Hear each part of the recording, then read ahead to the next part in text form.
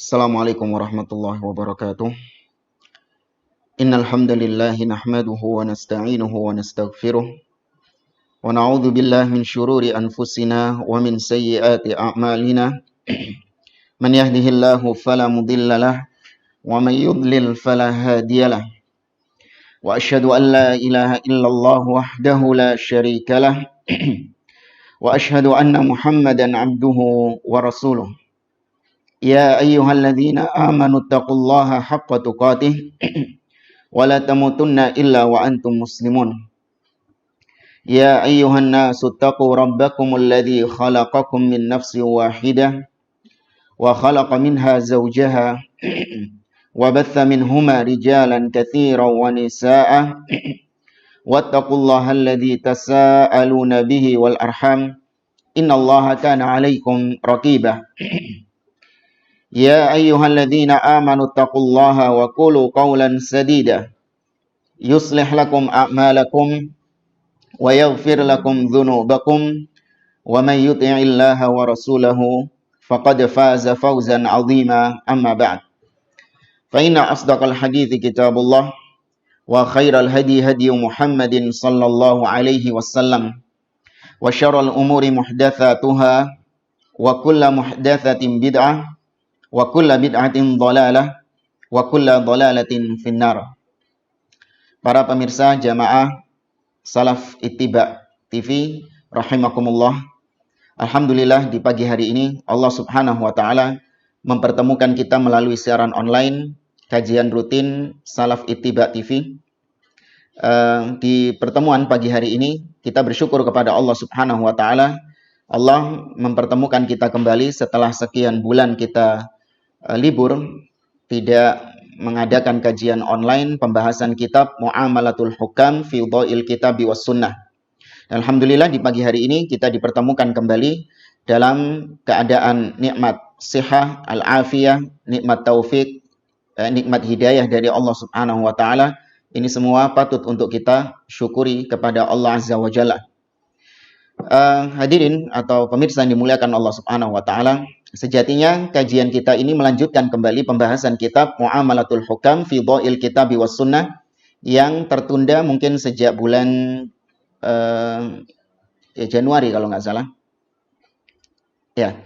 Namun karena pertimbangan kitab tersebut beberapa bulan belakangan dibahas kembali oleh guru kami Ustadz Abdurrahman Thayyib hafizahullah di channelnya, meskipun itu siaran tunda atau siaran ulang dari kajian beliau yang pernah beliau adakan, maka saya cukupkan jamaah sekalian untuk melanjutkan pembahasan Mu'amalatul Hukam di channel beliau.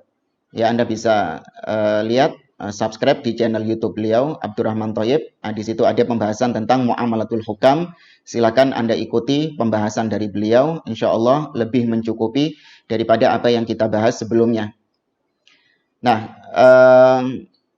di pertemuan kita pagi hari ini adalah pertemuan perdana kita membahas kitab yang insya Allah sering dibahas di majelis-majelis ta'lim, kitab yang dikarang oleh Imam Ahmad bin Hanbal rahimahullahu ta'ala, yang sangat fenomenal, menegaskan tentang usul akidah Ahlussunnah wal Jamaah, pokok-pokok landasan akidah Ahlussunnah wal Jamaah yang tidak boleh diselisihi oleh semua orang yang menisbatkan diri kepada Ahlussunnah wal Jamaah.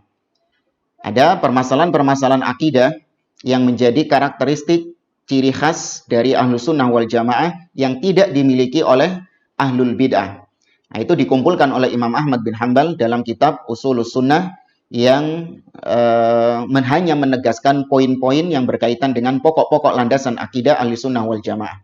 Seperti pembahasan tentang bagaimana sikap Ahlussunnah wal Jamaah, keyakinan Ahlussunnah wal Jamaah terhadap hadits Nabi, terhadap para sahabat Nabi, kemudian bagaimana keyakinan Ahlussunnah terhadap penguasa, ya, terhadap telaga Nabi, syafaat Nabi SAW, ya, dan kepada kebid'ahan, bagaimana sikap-sikap Ahlussunnah. Ini semua dibahas di dalam kitab Ushulus Sunnah.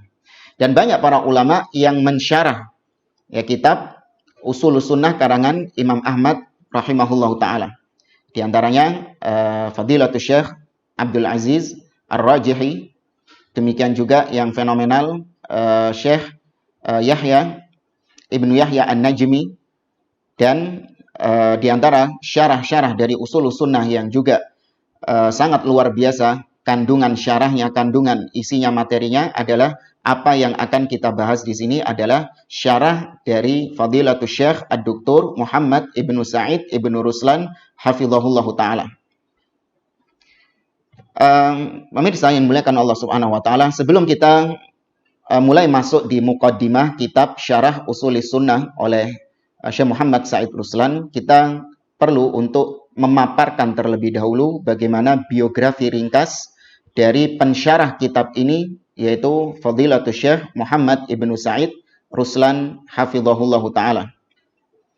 Saya kumpulkan dari beberapa referensi yang ditulis oleh murid-murid beliau tentang bagaimana biografi dari Syekh Muhammad Ibn Sa'id Ibn Ruslan hafizahullahu taala.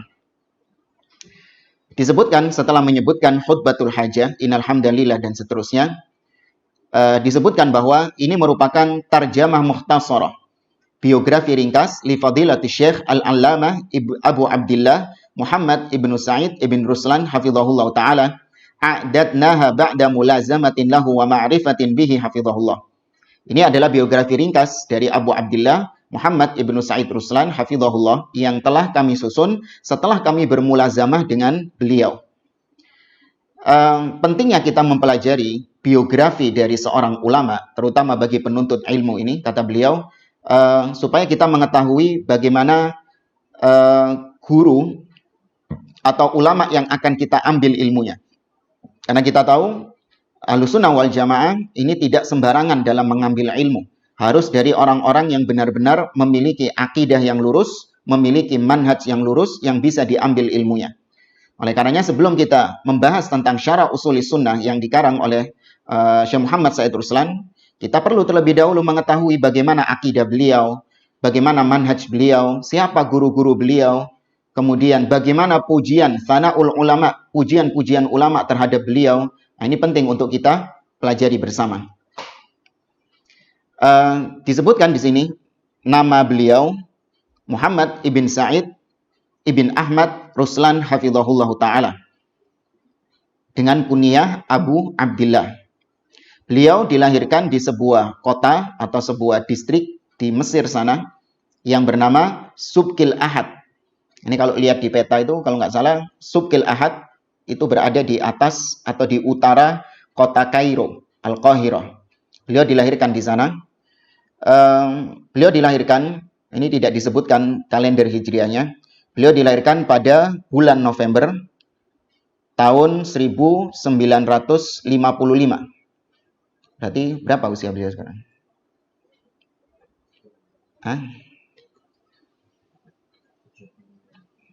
70. Ya wis itulah pokoknya lah. 65. 65. Tahun ini 66 insyaallah ya. Sudah sepuh beliau hafizahullah taala. Kemudian kita lanjut ke dirasatuhu wa mu'ahhalatuhu. Bagaimana beliau menimba ilmu, belajar ilmu. Disebutkan bahwa beliau mendapatkan gelar sarjana dari Jami'ah Al-Azhar, dari Universitas Al-Azhar. Justru yang unik, beliau mendapatkan gelar sarjana dalam bidang at-tib wal jirohah, dalam bidang kedokteran penyakit dalam. Kemudian lanjut setelah itu beliau mendapatkan gelar sarjana juga dalam bidang bahasa Arab dan juga dalam bidang dirasat Islamiyah. Lanjut ke magister dalam ilmu hadis, ya beliau mumtaz ma'a martabati syarafil ula, dengan judul tesis ketika itu Dhawabitur Riwayah Indal Muhadditsin. Ya, beliau mendalami ilmu hadis. Kemudian sampai pada darajah ad-doktorah, pada derajat doktoral, masih dalam ilmu hadis, beliau juga mendapatkan derajat mumtaz asyaraful ula dengan judul disertasi Ar-Ruwatil Mubadda'una min Rijalil Kutubis Sittah. Lanjut ke akidah beliau. Asy-Syaikh hafizahullah taala ala aqidati salafis salih minas sahabati wat tabi'in wa a'immatis sunnatil muttabi'in. Beliau berada di atas akidah as-salaf dari kalangan sahabat tabi'in dan para imam-imam sunnah. Wa huwa fiha jabalun thabitun rasikhun wa taudun badhikhun syamikhun. Ibaratnya akidah beliau ini seperti gunung yang kokoh, gunung yang kuat, dan ibarat ombak yang sangat tinggi, yang sangat besar. Nah, ini gambaran dari murid-murid beliau bagaimana kuatnya akidah Syekh Muhammad ibn Said Ruslan. Dan ini yang dipuji oleh para ulama semisal Fadilatul Syekh Sulaiman ibn Salimillah Ar-Ruhaili. Hafizahullah ta'ala, beliau ketika memuji Syekh Muhammad Said Ruslan, beliau mengatakan, huwa qawiyun fil aqidah wal manhaj. Beliau adalah seorang yang sangat kuat akidahnya dan manhajnya. La yanfaqu 'anid da'wati ilaiha wad difa'i anha. Beliau tidak pernah lelah, tidak pernah terputus untuk mengajarkan dakwah salaf. Ya, mengajarkan akidatus salaf. Dan beliau tidak pernah lelah untuk membela mati-matian akidah salaf. Sya'nuhu fi dzalika sya'nu a'immatis sunnati al-muslihina fi kulli zaman. Ya, beliau ini hanya meneruskan tongkat estafet para ulama-ulama salaf sebelumnya. Sikap beliau terhadap akidah as-salaf, ya, sikap beliau terhadap dakwah, menyeru manusia, mengajak manusia untuk memahami agama dengan pemahaman para salaf, ini perkaranya sama seperti para ulama-ulama sebelum beliau. Wa taqriruhu hafizahullah li hadhil aqidati syarifah mabthudhun fi khutabihi wa durusihi wa kutubihi. Dan itu bisa Anda buktikan bagaimana akidah beliau itu sangat luas tersebar dalam ceramah-ceramah beliau. Bisa Anda saksikan di YouTube banyak. Demikian juga dalam khutbah-khutbah beliau, dalam tulisan-tulisan beliau, itu sangat kuat sekali menunjukkan bagaimana kuatnya akidah dari Fadilatul Syekh Muhammad ibn Said Ruslan hafizahullah ta'ala. Wa min dzalika, di antaranya bayanuhu li haqiqatir rawafid wa inhirafihim fil aqidah fi ghamrati i'jabil qaumi bihim athna'a harbihim al-khadi'ah ma'al yahud. Beliau salah satunya menjelaskan tentang bagaimana hakikat sesatnya orang-orang Syiah Rafidhah, menyimpangnya orang-orang Syiah Rafidhah dari akidah. Dikala banyak di antara manusia yang takjub dengan Syiah, yang tertipu dengan propaganda-propaganda Syiah. Katanya Syiah memerangi Yahudi, katanya Syiah sangat benci kepada Yahudi. Banyak orang-orang yang tertipu. Ya, seakan-akan membela kaum muslimin. Tapi Syekh Muhammad ibn Said Ruslan membongkar bagaimana kebobrokan mereka. Nah, ini kalau kita flashback ke masa-masa di mana banyak di antara kaum muslimin yang tertipu dengan Al-Khomeini, dengan revolusinya di Iran ketika itu. Dianggap Khomeini ini sebagai seorang tokoh yang sangat membela kaum muslimin, anti terhadap orang-orang kafir, ya, sangat keras permusuhannya terhadap Amerika dan lain sebagainya, tanpa melihat bagaimana bejatnya Al-Khomeini di dalam akidahnya. Nah, ini Syekh Muhammad ibn Said Ruslan membantah orang-orang Syiah habis-habisan. Demikian juga jamaah dimuliakan oleh Allah Subhanahu wa taala, sikap beliau terhadap akidah yang dianut oleh al-firaq ad-dhalah, kelompok-kelompok sesat yang menyimpang baik di zaman dahulu sampai zaman sekarang. Berapa banyak tulisan-tulisan beliau atau khutbah-khutbah beliau yang menegaskan tentang sesatnya akidah Khawarij, menegaskan tentang sesatnya akidah Murji'ah, akidah Mu'tazilah, tadi Rafidhah, dan semua kelompok-kelompok menyimpang dihabisi, disikat habis sama beliau. Karena memang itu jalan sunnah. Ya, tidak cukup seorang da'i, seorang ulama, seorang syekh hanya menjelaskan tentang jalan tauhid. Tidak mau menjelaskan tentang jalan-jalan kesyirikan. Ini nggak boleh. Tidak boleh seseorang hanya menjelaskan tentang jalan sunnah, tidak mentahdzir, memperingatkan manusia dari jalan-jalannya bid'ah, dari jalan kelompok-kelompok yang menyimpang. Nah, berapa banyak da'i-da'i di zaman sekarang yang mereka maunya cari aman, hanya menegaskan tentang sunnah-sunnah saja, menegaskan tentang tauhid-tauhid saja. Tapi ketika dihadapkan dengan kelompok-kelompok yang menyimpang, ini tidak mau mereka menegaskan tentang kesesatan mereka. tidak lantang menjelaskan tentang bagaimana bobroknya akidah-akidah kelompok yang menyimpang. Justru yang ada, dai-dai yang katanya salafi, bermesraan dengan orang-orang yang menyimpang, jelas-jelas sesat, jelas-jelas rusak akidahnya. Menyimpang, tapi didekati, atau bahkan cari muka di hadapannya, demi untuk mendapatkan fasilitas-fasilitas yang semu. Nah, ini berbeda dengan Syekh Muhammad Said Ruslan. Beliau menegaskan tentang kesesatan-kesesatan kelompok-kelompok yang menyimpang apa adanya.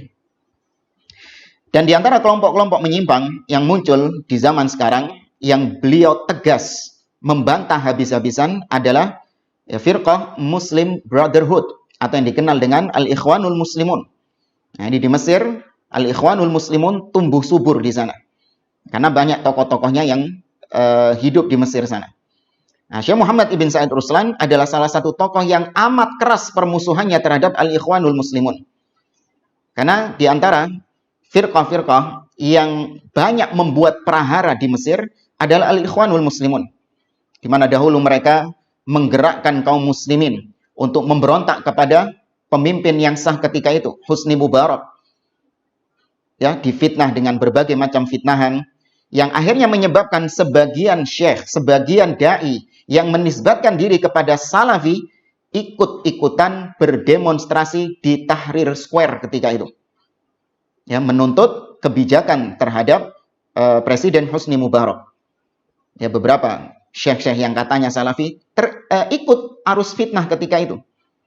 Namun Syekh Muhammad Ibn Said Ruslan kokoh di atas pendiriannya, kokoh di atas akidahnya, tidak mau ikut-ikutan arus Ikhwanul Muslimin, mencaci maki, mencela penguasa, menuntut kebijakan-kebijakan penguasa di jalan. Tidak. Bahkan sampai pada titik sebagian syekh-syekh, masyayikh yang katanya salafi di Mesir sana, sampai akhirnya membuat partai di Mesir dengan nama Hizbun Nur. Ya, membuat partai di Mesir dengan nama Hizbun Nur. Ini karena mereka mengekor kepada Ikhwanul Muslimin. Karena mereka mesra dengan Ahlul Bid'ah. Sehingga mengekor, mengikuti jejak-jejaknya Ahlul Bid'ah. Dan gelagat-gelagat seperti ini didapati juga pada ustadz-ustadz dai-dai salafi yang ada di negeri kita. Ya, awalnya cuman mencela-mencela penguasa, ya, menyindir-nyindir penguasa dengan sebutan-sebutan penguasa panen dosa, atau penguasa meloroti umat, ya, atau ngebuki maling bareng-bareng. Awalnya hanya sekitar itu. Ya, ini kalau diteruskan tidak diperingatkan umat dari kesesatan dai-dai seperti ini, lama-kelamaan seperti yang terjadi di Mesir. Mereka mengekor kepada Ahlul Bid'ah, bikin partai, ikut demonstrasi, dan seterusnya. Waliyadzubillah. Jamaah yang dimuliakan oleh Allah, hadirin sekalian yang dimuliakan oleh Allah Subhanahu wa taala. Di sini beliau atau disebutkan juga tentang manhaj beliau. Ya, sudah jelas manhaj beliau, kata murid-muridnya, fahuwa hafizahullah salafiyul manhaj. Beliau bermanhaj as-salaf. Mengikuti apa yang dipahami oleh para as-salafus saleh. Kemudian di sini disebutkan pujian sebagian ulama Ahlus Sunnah wal Jamaah terhadap Syekh Muhammad Ibn Said Ruslan.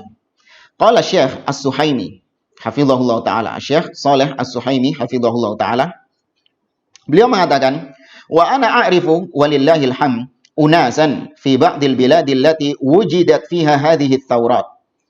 Kata beliau, aku mengenal alhamdulillah sebagian manusia di negeri-negeri kaum muslimin yang di situ sedang ada gejolak prahara pemberontakan, ada revolusi-revolusi di situ. Au ma yusamma bis-sa'iqil arabi, atau yang dahulu disebut dengan Arab Spring, di mana di zaman-zaman tersebut negara-negara Arab seperti mereka ini seirama, ya, sama-sama menuntut keadilan kepada penguasa yang ada di Mesir, ya, di Tunisia, kemudian di Libya, di Suriah. Itu terjadi dalam waktu yang berdekatan. Kemudian kata Syekh Shalih Suhaimi, yakni famazalu yudhakkaruna wa ya'idhuna wa ma dakhalu fi hadhihi al-maqma'ah wa min ahli sunnati sairina ala manhajis salaf. Namun orang-orang yang saya kenal ini di antara ahli sunnah wal jamaah, mereka senantiasa memperingatkan manusia untuk tidak ikut-ikutan pemberontakan, tidak ikut turun ke jalan, Mereka tidak ikut masuk ke dalam politik-politik, tidak ikut masuk ke dalam fitnah. Dan mereka tetap berjalan di atas manhaj ahli sunnah wal jamaah, menghindari fitnah-fitnah politik yang ada. Wala'alli azkuru minhum syaikhan fadilan yajhaluhu katsirun minan nas. Dan di antara orang-orang tadi yang disebutkan oleh beliau, yang masih kokoh pendiriannya di atas manhaj salaf ketika terjadi badai fitnah di negerinya, aku mengenal ada seorang syekh yang beliau banyak dilupakan oleh kebanyakan manusia. Wa ana a'rifuhu an qurbin, dan aku sangat mengenalnya dengan dekat. Li syiddati taharrihi lil haq, karena kuatnya orang ini dalam menyuarakan kebenaran. Wa da'watihi nasa ila luzumi sunnah, dan sangat semangatnya orang ini untuk mengajak manusia komitmen di atas sunnah. Wa huwa, siapa beliau? Kata Syekh Shalih Suhaimi, wa huwa akhuna fadilatul Syekh Ad-Doktor Muhammad Said Ruslan waffaqahullahu taala. Beliau adalah saudara kami, yaitu Syekh yang mulia Dr. Muhammad Said Ruslan, semoga Allah memberikan taufik kepadanya. Dan ini disebutkan banyak pujian-pujian Syekh Shalih Suhaimi kepada beliau. Kemudian juga di antara ulama-ulama yang menyatakan pujiannya terhadap Syekh Muhammad Said Ruslan adalah Syekh Falah Mandakar, hafizahullah. Beliau sudah wafat beberapa waktu yang lalu, rahimahullah ta'ala. Beliau mengatakan, Syekh Falah mengatakan, wa astashhidu lahu bisyekhi syekhina Sa'ad al-Husain. Syekh Sa'ad aidan kana dhaifan indana ma'a Syekh Ruslan.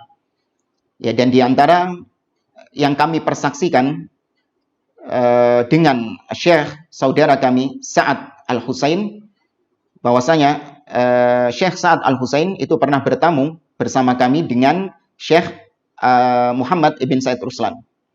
Kemudian di situ disebutkan tentang pujian-pujian kepada Syekh Muhammad Said Ruslan.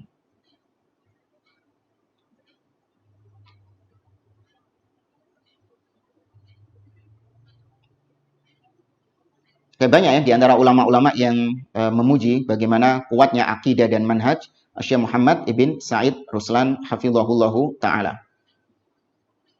Kemudian di antara karangan-karangan beliau ada banyak di sini, nggak perlu disebutkan satu-satu, sekitar ada 35. Ya, 35 karya ilmiah beliau, terutama dalam masalah-masalah akidah, ini yang mendominasi di sini. Ada juga masalah akhlak, ya, masalah fikih, masalah hadis dan lain sebagainya. Beliau juga produktif dalam menulis tulisan-tulisan ilmiah. Jamaah dimuliakan oleh Allah, dari sini kita tahu betapa Syekh Muhammad ibn Said Ruslan bukanlah seorang sembarangan. Beliau adalah ulama yang dipuji dengan segala kekurangan-kekurangan beliau, ketergelinciran beliau, hafizahullah ta'ala. Beliau memiliki segudang kebaikan-kebaikan yang banyak.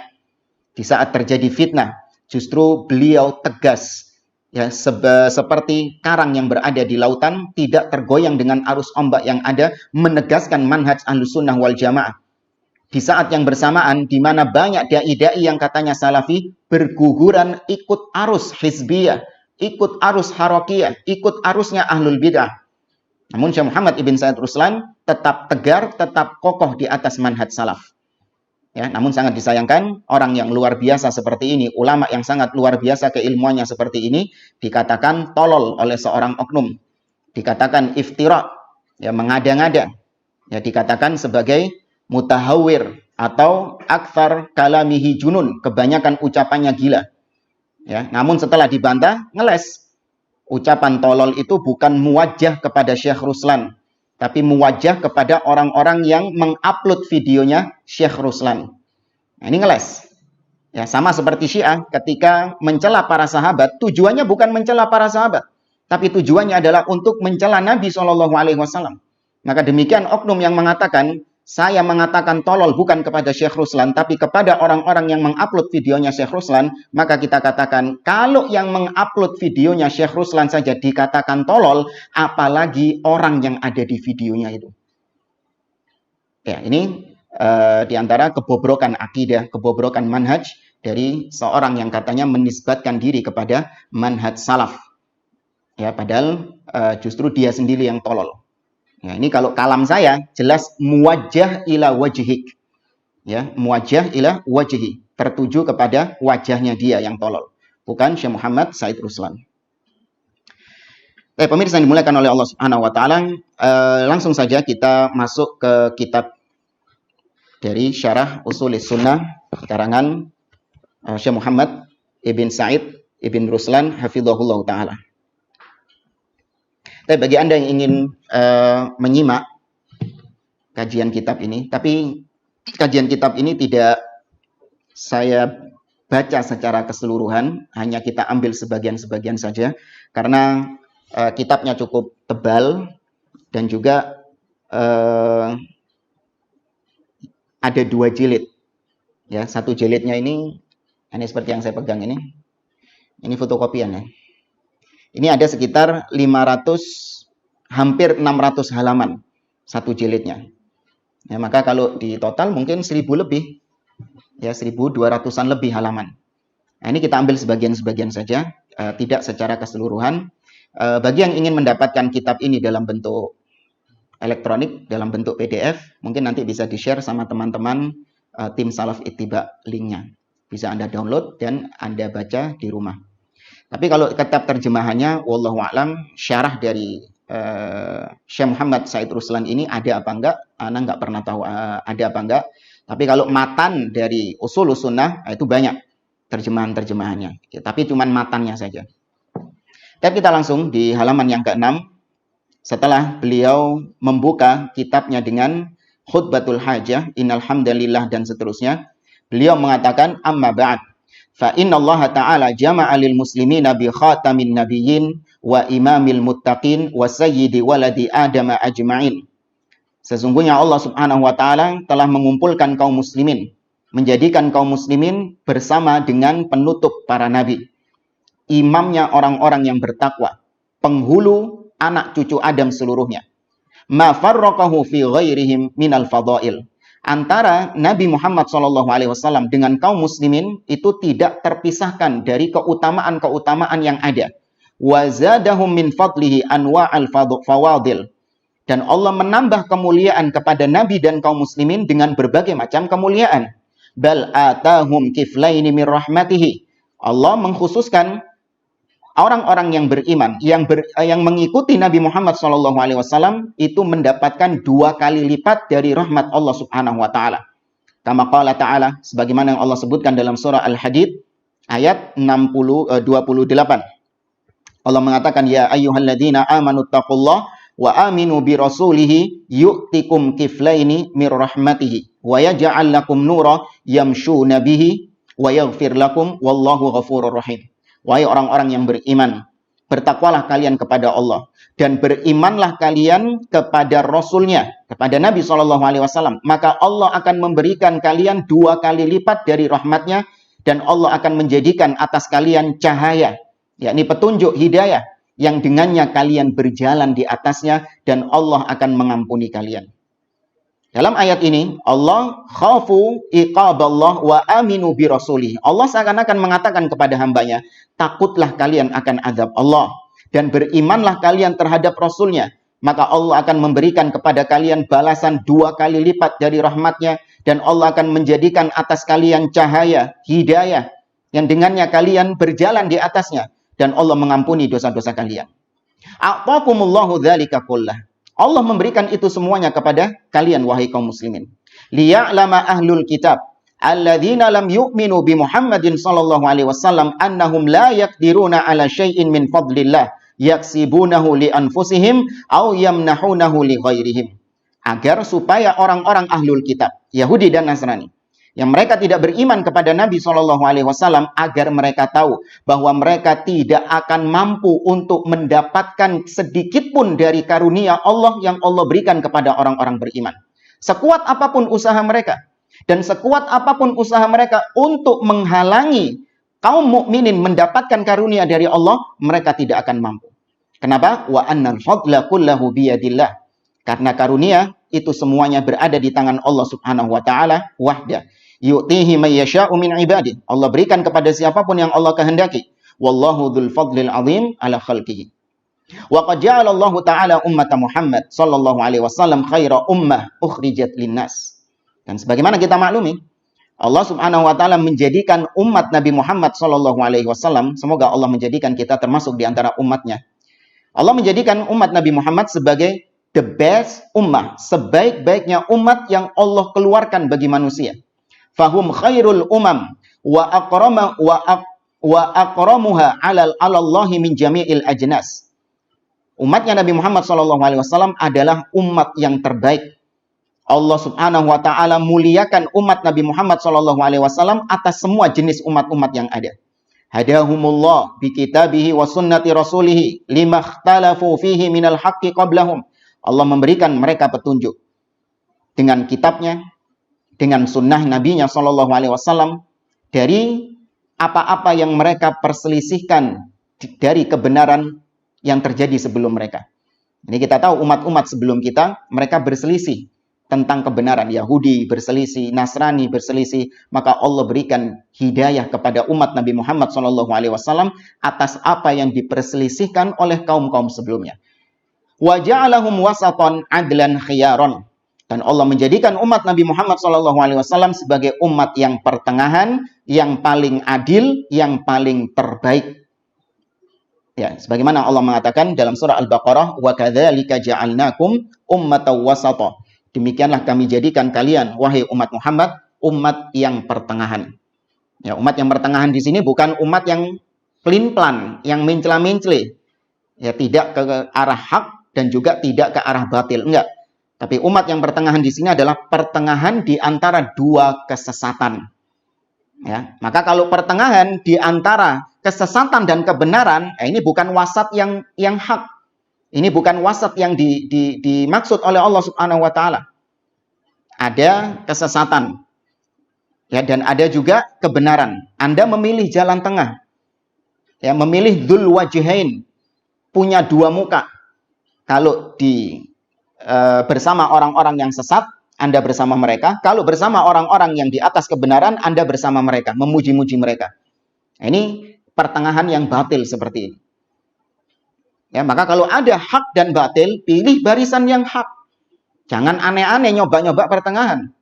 Ya, tapi pilih barisan, tegaskan Anda berada di atas barisan yang hak. Ya, tapi kalau ada dua kesesatan, yang satu ekstrim kanan dan yang satu ekstrim kiri, baru di situ Ahlus Sunnah wal Jamaah pertengahan.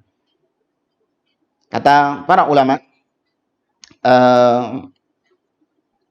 menyebutkan fassalafiyun Ahlus Sunnah wal Jamaah, Ahlus Sunnah wal Jamaah hum wasatun bainal firaq kama annal Islam wasatun bainal umam. Demikianlah Ahlus Sunnah wal Jamaah, pertengahan di antara semua firqah-firqah yang menyimpang. Sebagaimana Islam, agama Islam itu pertengahan di antara agama-agama yang lain. Kemudian beliau di sini menyebutkan contoh-contoh pertengahan Ahlus Sunnah wal Jamaah. Fahum wasatun fi tauhidillah wa asma'ihi wa sifatihi. Ahlus Sunnah wal Jamaah pertengahan dalam masalah tauhid. Ya, mentauhidkan Allah Subhanahu wa taala dan dalam nama-nama dan sifat-sifat Allah. Ahlus Sunnah pertengahan di antara orang-orang yang menolak sifat-sifat Allah dan juga orang-orang kelompok-kelompok yang menyerupakan Allah dengan makhluknya. Ahlus Sunnah menetapkan sifat Allah apa adanya, namun tidak menyerupakan Allah dengan makhluk. Wa fil imani bi rusulihi. Ahlus Sunnah atau agama Islam itu sendiri pertengahan dalam masalah mengimani para rasul. Ya, pertengahan di antara Yahudi yang kurang ajar kepada rasul, bahkan mereka membunuh para nabi dan rasul. Pertengahan di antara Nasara yang kebablasan terhadap para nabi dan rasul sampai menyembah mereka, mengatakan bahwasanya Nabi Isa adalah anak Allah, Nabi Isa adalah kalimullah, Nabi Isa adalah kalamullah, ya, firman Allah Subhanahu wa taala. Ini Ahlus Sunnah atau Islam pertengahan di situ. Nabi dan Rasul, iya, mereka adalah manusia yang mulia, yang wajib untuk dihormati, wajib untuk diikuti, wajib untuk dicintai, namun tidak ditinggikan derajatnya setara dengan Allah Subhanahu wa taala, tidak memiliki hak untuk disembah dan diibadahi. Wa syara'i dinihi minal amri wan nahyi wal halali wal haram. Agama Islam pertengahan dalam syariat-syariatnya, ya dalam perintah dan larangannya, dalam perkara-perkara yang halal dan yang haram. Nanti diperinci oleh beliau setelahnya tentang hal ini. Amarahum bil ma'ruf wa nahahum 'anil munkar. Ya, kaum muslimin diperintahkan untuk mengerjakan yang ma'ruf dan dilarang untuk mengerjakan yang mungkar. Wa ahalla lahumut thayyibat wa harrama 'alaihimul khaba'ith. Allah menghalalkan bagi mereka yang baik-baik dan mengharamkan atas mereka yang buruk-buruk. Lam yuharrif 'alaihim syai'an minat thayyibati kama harrama 'alal yahud. Mereka tidak mengharamkan, ya, mereka atau Allah Subhanahu wa taala tidak mengharamkan atas mereka sedikit pun dari perkara-perkara yang baik sebagaimana diharamkan atas orang-orang Yahudi. Walam yuhilla lahum syai'an minal khaba'ith kama stahallatha an-nasara. Dan juga tidak menghalalkan sesuatu yang buruk sebagaimana orang-orang Nasara menghalalkannya. Ya, orang Yahudi kita tahu mereka ini sangat ortodoks. Sangat kaku sekali. Fikih mereka ini sangat kaku sekali. Mereka mengharamkan apa-apa yang dihalalkan oleh Allah Subhanahu wa taala. Saking waroknya mereka. Sebaliknya orang-orang Nasara, mereka terlalu longgar sampai-sampai yang diharamkan oleh Allah Subhanahu wa taala dianggap sebagai sebuah kehalalan. Contohnya disebutkan sama beliau, walam yudayyiq alaihim babat taharah wan najasa kama dayyaqa 'alal yahud walam yarfa' anhum taharatal hadathi wal khabathi kama rafa'athu an-nasara. Nah, ini contohnya langsung misalnya orang-orang Yahudi. Mereka ini punya fikih ketika istri seorang wanita dalam keadaan haid atau nifas, maka mereka menganggapnya kotor, tidak layak untuk hidup di atas satu rumah, disingkirkan, ya pokoknya dijauhkan dari rumah sejauh-jauhnya. Berbeda dengan orang-orang Nasara, kebablasan. Orang yang wanita yang haid atau nifas dihalalkan, boleh untuk digauli. Adapun Islam pertengahan. Wanita yang haid atau nifas boleh Anda makan bersamanya, ya tidur satu ranjang dengan istri Anda yang sedang haid atau nifas, bepergian bersamanya, ya atau mungkin bermesraan dengannya, dihalalkan. Namun yang diharamkan adalah menggaulinya. Laqad ja'alallahu ta'ala al-muslimina wasatan fi syariah. Sungguh Allah Subhanahu wa taala menjadikan atas kaum muslimin itu sifatnya syariat yang dibawa oleh Nabi SAW kepada kaum muslimin wasat, pertengahan. Falam yajhadu syar'ahun nasikha li ajli syar'ihil mansukh kama fa'alatil yahud. Ini orang-orang muslimin, mereka tidak menolak syariat Allah Subhanahu wa taala yang sifatnya menasakh syariat sebelumnya. Jadi, dalam syariat kita Allah Subhanahu wa taala mengatakan, "Ma nansakh min ayatin aw nunsiha na'ti bi khairin minha aw mithliha." Tidaklah kami menasakh suatu hukum, ya kecuali kami ganti dengan yang lebih baik atau yang semisal dengannya. Ada syariat-syariat yang dulu Allah tetapkan kemudian diharamkan sama Allah Subhanahu wa taala. Seperti misalnya khamr. Khamr dahulu Allah tidak menegaskan tentang keharamannya.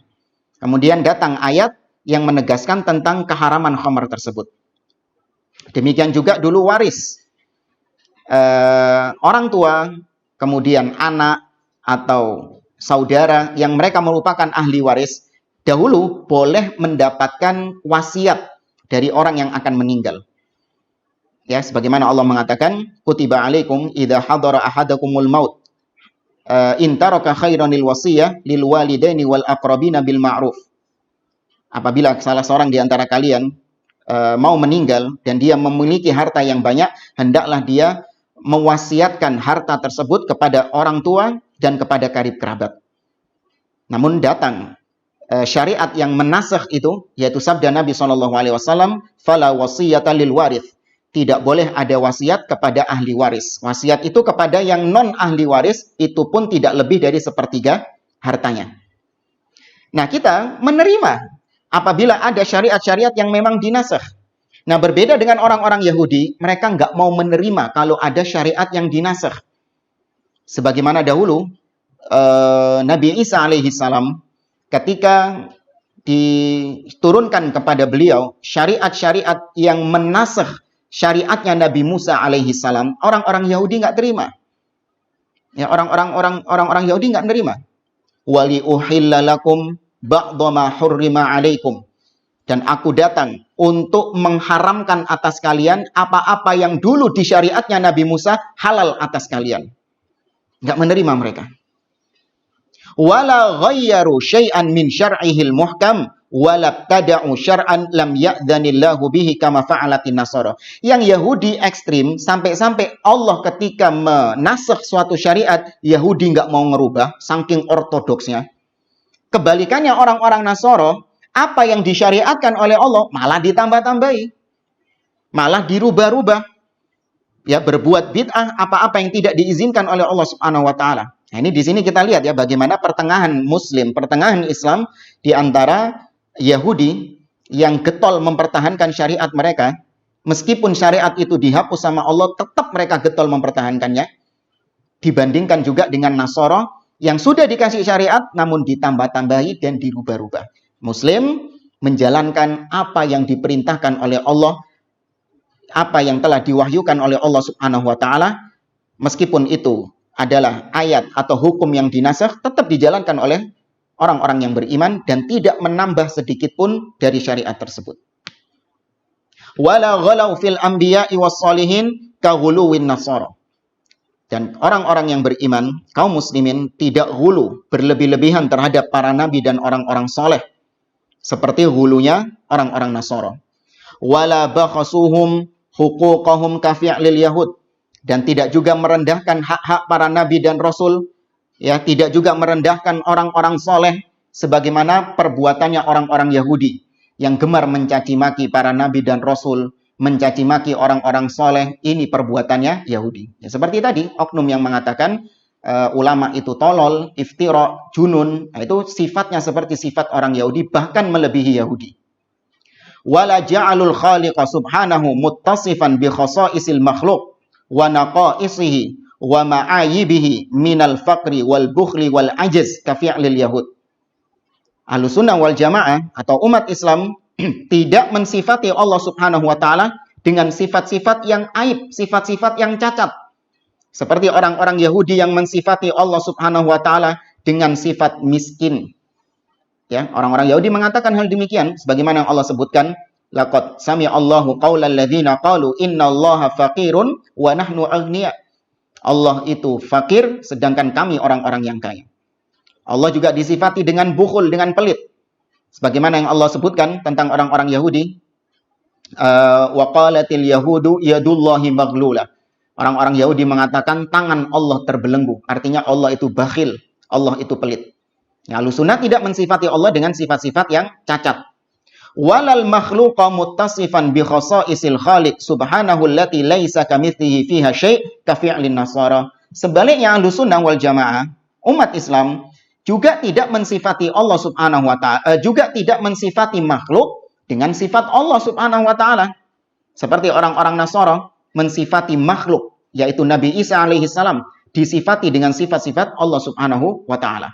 Nah, Ahlussunnah pertengahan, ya, mensifati Allah Subhanahu wa taala sebagaimana yang Allah sifatkan dirinya sendiri atasnya. Dan sebagaimana yang disifatkan oleh Nabi sallallahu alaihi wasallam. Ya, tidak mensifati dengan sifat-sifat yang buruk, sifat-sifat yang aib atau sifat yang cacat sebagaimana kebiasaan ahli bid'ah. Mereka menolak sifat Allah Subhanahu wa taala. Allah misalnya dikatakan tidak berbicara. Allah tidak memiliki sifat kalam. Kalau Allah berbicara berarti sama dengan makhluk. Taib, kalau gitu kalian mensifati Allah dengan bisu. Itu lebih parah lagi itu. Nah. Kemudian kata beliau, walam yastakbiru an ibadatihi ka fi'lil yahud wala asyraku bi ibadatihi ahadan ka fi'lin nasara. Kaum muslimin Ahlussunnah wal Jamaah, ya, dalam beribadah kepada Allah, mereka beribadah kepada Allah. Tidak seperti orang-orang Yahudi yang enggan untuk beribadah kepada Allah Subhanahu wa taala. Tidak mau untuk taat kepada Allah Subhanahu wa taala. Dan juga tidak seperti orang-orang Nasara yang mereka berbuat syirik kepada Allah dalam peribadahan mereka.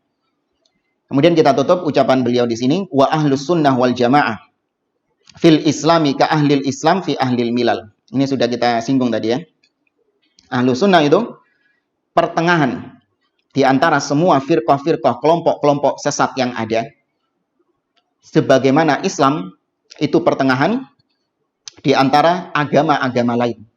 Ahlussunnah pertengahan antara Mu'tazilah, Khawarij, Rafidhah, ya, kemudian firqah-firqah yang mu'asirah seperti sekarang Al-Ikhwanul Muslimun, ya, Hizbut Tahrir, dan kelompok hizbi yang lainnya. Ahlussunnah pertengahan.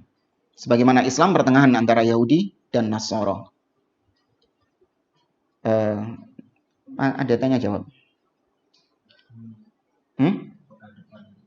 Pekan depan. Tapi ini kurang berapa menit? Tapi kalau gitu kita lanjutkan ucapan beliau di sini. Fahum wasatun fi babi sifatillah azza wa jal baina ahlil jahdi wat ta'til wa ahli tashbih wat tamthil. Ahlussunnah pertengahan dalam masalah sifat-sifat Allah Subhanahu wa taala antara orang-orang yang menolak sifat Allah dengan kelompok yang menyerupakan Allah dengan makhluk.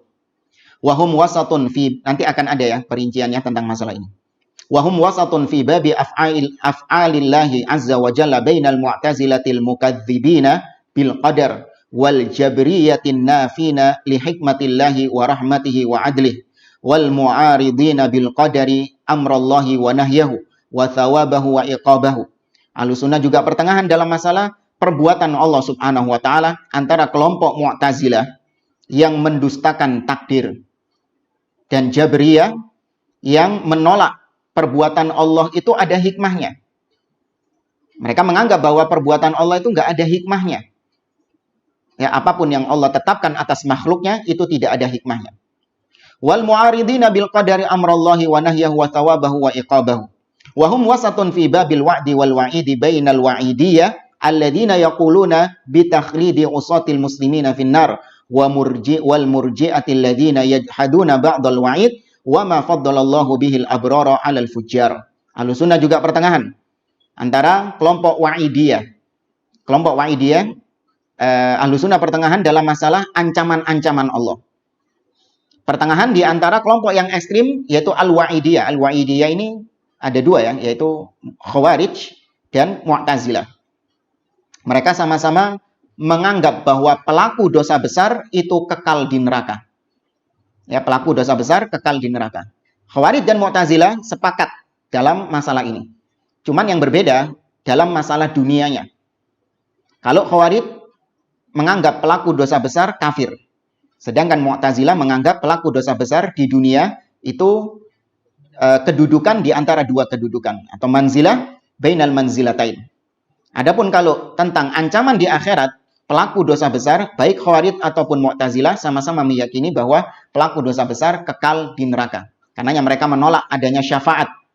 Ya, karena syafaat ini salah satunya bisa mengentaskan orang yang sudah masuk neraka, dientas oleh Allah Subhanahu wa taala kemudian dimasukkan ke dalam surga.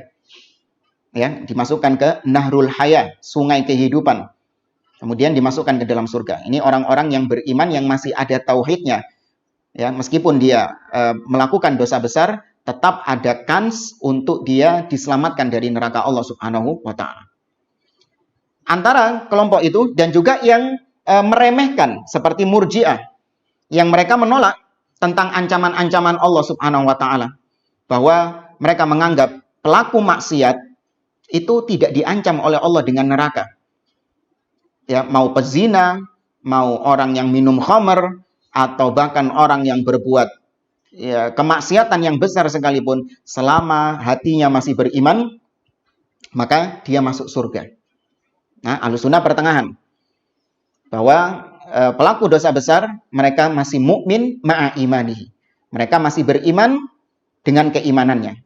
Wa fasik ma'a fisqihi, dan mereka juga dikatakan fasik dengan kefasikannya.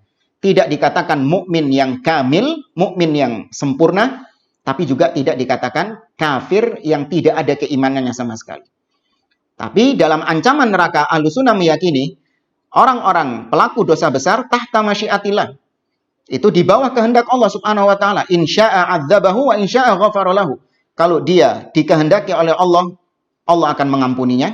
Tapi kalau Allah tidak berkehendak, Allah akan menyiksanya sesuai dengan kadar dosanya. Selesai, selama dia masih ada iman, dia dimasukkan ke dalam al-jannah. Wa hum wasatun fi ashabi Rasulillah sallallahu alaihi wasallam bainal ghali fi ba'dihim alladziina yaqulu fihi bi ilahiyatin wa nubuwatin wa ismatin. Ahlussunnah juga pertengahan di antara atau dalam masalah menyikapi sahabat Nabi sallallahu alaihi wasallam. Di antara orang-orang yang hulu terhadap para sahabat. Sampai di antara mereka ada yang menuhankan para sahabat. Di antaranya orang-orang Rafidhah yang menuhankan Ali bin Abi Thalib. Atau bahkan menganggap bahwa para sahabat, person-person, individu-individu dari para sahabat itu maksum. Ini kita tidak ada akidah seperti itu. Para sahabat manusia biasa. Namun mereka memiliki kedudukan yang mulia karena mereka berjuang bersama Nabi SAW, manusia-manusia yang dipilih oleh Allah Subhanahu wa taala untuk menemani perjuangan dakwah Nabi SAW dan dipuji oleh Allah dalam banyak firman-Nya.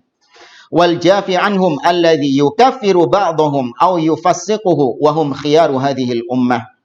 Ahlussunnah pertengahan dalam masalah para sahabat di antara yang hulu dan juga di antara yang merendahkan, melecehkan, bahkan mengkafirkan para sahabat.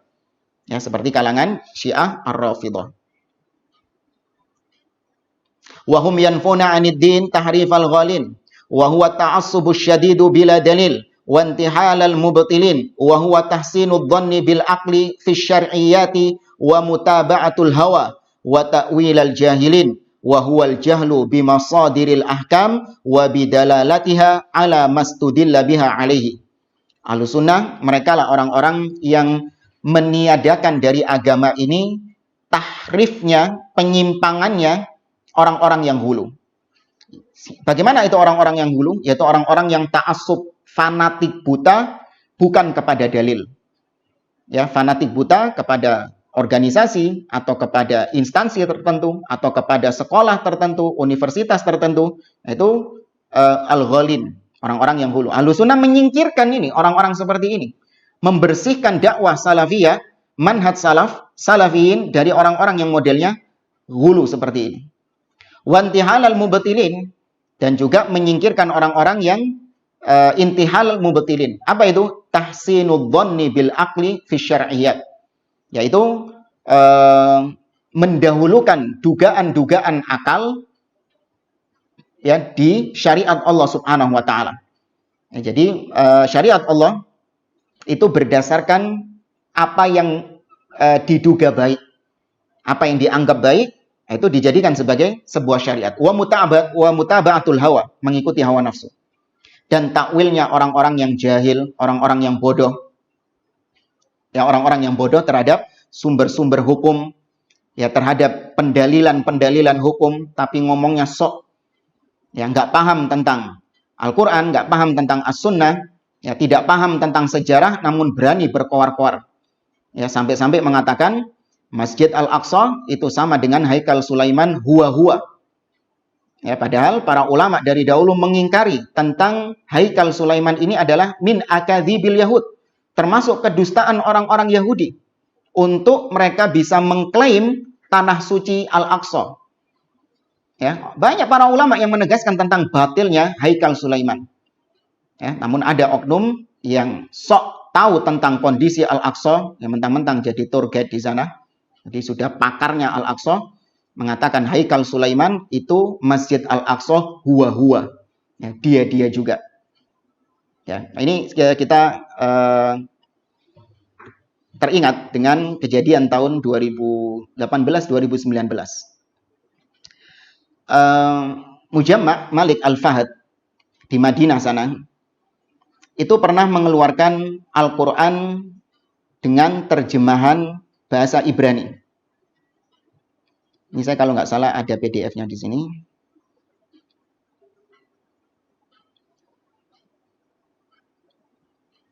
Nggak ada di komputer berarti. Ketika menerbitkan Al-Quran dengan bahasa Ibrani, Ha-Quran, Ha-Mavo'ar, Le-Ivrit, Al-Quran, Al-Karim dengan bahasa Ibrani. Tatkala menerjemahkan surat Al-Isra. Ya, tatkala menerjemahkan surat Al-Isra, di situ disebutkan subhanalladzi asra bi 'abdihi lailan minal masjidil haram ilal masjidil aqsa. Maha suci Allah yang telah memperjalankan hambanya dari Masjidil Haram ke Masjidil Aqsa. Sang penerjemah betul ketika itu menerjemahkan Masjid Al-Aqsa dengan kata-kata dalam bahasa Ibrani mesgat. Ya, mesgat itu dalam bahasa Ibrani disebut masjid. Namun di ayat setelahnya Allah menyebutkan waliyadkhulul masjid kama dakhaluhu awwala marrah. Nah, kata-kata masjid yang kedua ini diterjemahkan oleh penerjemah dalam bahasa Ibrani dengan kata-kata Haikal Sulaiman. Diterjemahkan dengan Haikal Sulaiman. Nah, ini heboh, di tahun-tahun itu heboh. Banyak di antara orang-orang Palestina yang mengkritik keras terjemahan seperti itu. Kenapa? Karena mereka tahu Haikal Sulaiman ini adalah sebuah istilah yang tidak dikenal di antara kaum muslimin. Istilah-istilah yang dimunculkan oleh orang-orang Yahudi. Mereka menolak keras terjemahan itu. Sehingga bahkan ada yang sampai menuduh Mujamma' Malik Fahad ini kaki tangannya Zionis katanya. Padahal kalau kita lihat Mujamma' Malik Fahad hanya menerjemahkan ke dalam bahasa Ibrani dan memang ditujukan kepada orang-orang Yahudi. Ya, memang ditujukan kepada orang-orang Yahudi. Buktinya apa? Banyak para nabi dan rasul di dalam terjemahan tersebut itu diterjemahkan dengan terjemahan bahasa Ibrani. Seperti Nabi Ibrahim alaihissalam. Tidak ditulis dengan Ibrahim, tapi ditulis dengan Abraham. Ya, Nabi Ismail alaihissalam ditulis dengan bahasa Ibrani Yishmael. Malaikat Jibril ditulis dengan Gabriel dan lain sebagainya. Memang ditujukan kepada orang-orang Yahudi, bukan untuk mendukung propaganda Yahudi yang menegaskan tentang Haikal Sulaiman. Nah, ini sampai ramai ketika itu, banyak yang protes. Bahkan kalau nggak salah dicabut itu terjemahannya itu. Ya, terjemah dengan bahasa Ibrani. Terakhir saya mengunjungi Mujamma' Malik Fahad di kota Madinah. Saya tanya apakah masih ada, terjemahan tersebut sudah ditarik. Ya, tidak diperjualbelikan lagi dan tidak disebarkan lagi. Itu sampai seperti itu. Ya, tahun-tahun muncul di tahun sekarang ya, seorang yang mengatakan dengan entengnya Masjid Al-Aqsa sama dengan Haikal Sulaiman. Ya, ini nggak tahu hidup di planet mana orang ini. Dan jamaah yang dimuliakan oleh Allah, Anda cukupkan sampai di sini pembahasan tentang syarah atau muqaddimah dari syarah Usuli Sunnah oleh Syekh Muhammad Said Ruslan. Masih tersisa beberapa muqaddimah ya. Mungkin bisa dibagi pertemuan yang akan datang, muqaddimah kedua, muqaddimah ketiga, dan seterusnya. Tapi barangkali ini bisa kita sampaikan, kurang lebihnya mohon maaf. Kita akhiri majelis kita. Subhanakallahumma wa bihamdik, asyhadu an la ilaha illa anta astaghfiruka wa atubu ilaik. Wa akhiru da'wana anil hamdulillahi rabbil alamin. Wassalamualaikum warahmatullahi wabarakatuh.